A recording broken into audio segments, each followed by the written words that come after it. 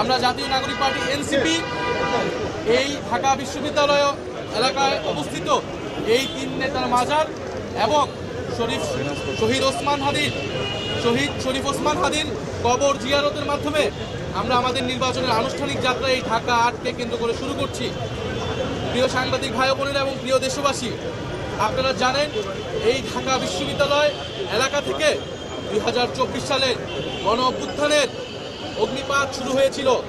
এই ঢাকা বিশ্ববিদ্যালয় এলাকা থেকেই 1952 সালের ভাষা আন্দোলন, 1971 সালে মহান মুক্তিযুদ্ধ এবং 1947 সালের পাকিস্তান আন্দোলন, এই সব কিছুর সাথে এই বঙ্গ জনপদের বাংলার মানুষের যত লড়াই সংগ্রাম সব কিছুর সাথেই জড়িত রয়েছে এই ঢাকা বিশ্ববিদ্যালয় এলাকা। আমরা তাই এই ঢাকা ৮ আসনকে নির্বাচন করেছি আমাদের আনুষ্ঠানিক কার্যক্রম প্রথম শুরু করার জন্য। আমরা আজকে এই তিন নেতার মাজারে এসেছি আমাদের জাতীয় প্রধান দুই নেতা শেরেবাংলা একে ফজলুল হক এবং হোসেন শহীদ সোহরাওয়ার্দী, তাদেরকে স্মরণের মাধ্যমে এবং আমাদের পূর্বসূরীদের স্মরণের মাধ্যমে আমাদের এই নির্বাচনী যাত্রা শুরু করতে। কারণ আমরা জানি এই বাংলাদেশের রূপকার ছিলেন শেরেবাংলা একে ফজলুল হক, এই বাংলাদেশের অন্যতম স্থপতি ছিলেন হোসেন শহীদ সোহরাওয়ার্দী।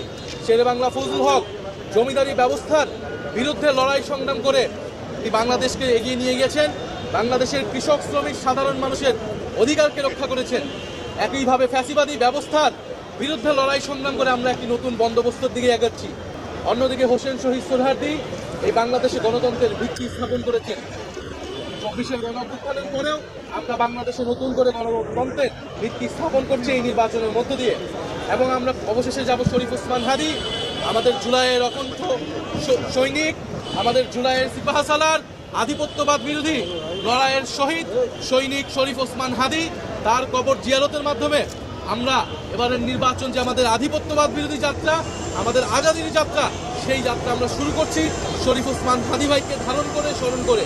এবং আজকের এই নির্বাচনী যাত্রার আমাদের শুরুর দুইটা বক্তব্য হচ্ছে, এক, প্রথমত গণভোটে সারা বাংলাদেশের মানুষকে আমরা আহ্বান জানাচ্ছি, গণভোটে আপনারা হ্যাঁ ভোট দিন। গণভোটে হ্যাঁর মাধ্যমে সংস্কারের যাত্রাকে অব্যাহত রাখুন এবং শরীফ ওসমান হাদি ভাইকে যারা হত্যা করেছেন সেই হত্যাকারীদের বিচার আমাদের আজকের এই নির্বাচনী যাত্রার অন্যতম প্রধান দাবি, অন্যতম প্রধান এজেন্ডা। আমরা নির্বাচনের আগেই তার চার্জশিট থেকে শুরু করে সকল কার্যক্রম যাতে সম্পন্ন হয় এবং আমরা অবশ্যই এই হত্যাকাণ্ডের সুষ্ঠু বিচার আমরা এই বাংলার মাটিতে আদায় করে ছাড়বো ইনশাআল্লাহ।